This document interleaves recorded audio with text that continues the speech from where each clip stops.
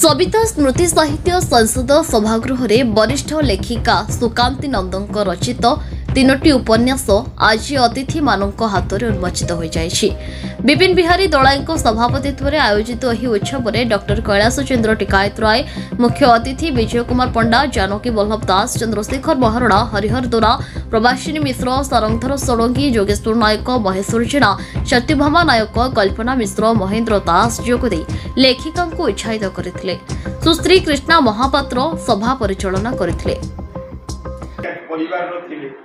तांकर परंपरा कौन थिला, तांकर वर्तमान कौन, तांकर भविष्य कौन होला सब वर्णन हो जाइछि, किंतु समयर सीमा होछि। चंद्रा देवी कहले आज मोर उपास घरे सोईबी 12टा गोटाई बेलू जना पड़ी गला से घरे नांती 3टा 4टा बेलू माड़ खाइले भल हो गले एवं तापर गाड़ी में बसिक बुली गले तेल मरा है घसा है। ये तीनोटी जाक लक्षण ये बही अच्छी एवं तीनोटी जाक उपन्यास आकार भिन्न भिन्न हेले मध्य ये सब अच्छी।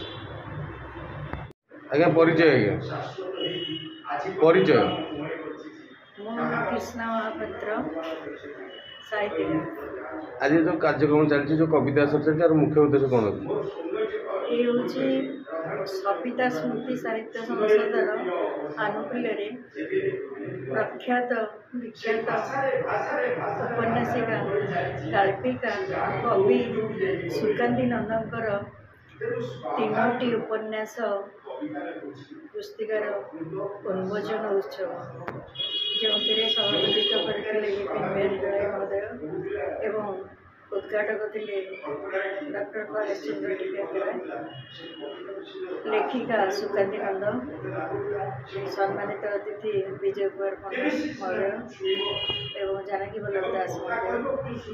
से व्यतीत अनेक पाठक पाठिका साहित्यिका उपस्थित थे एवं समस्ते से उपन्यासर आलोचना संक्षिप्त आलोचना करते। सुकांती नंदन एक सुंदर नीरव निरलस साधिका जे अनेक दिन परिचिता।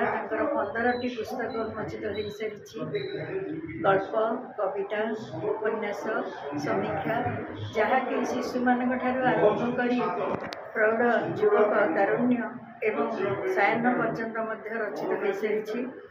से कवितारे गल्परे उपन्यास जीवनर समस्त निवृत्त सत्य को से प्रयोग उपस्थापन कर जहाँ कथा और गाथा भाव में परिचित अति सुंदर भाव में मनज्ञ परिवेश समस्त प्रति स्नेह और श्रद्धा सम्मान भितर यही कार्यक्रम। पुरी रमेश साहू रिपोर्ट न्यूज उपांत खबर।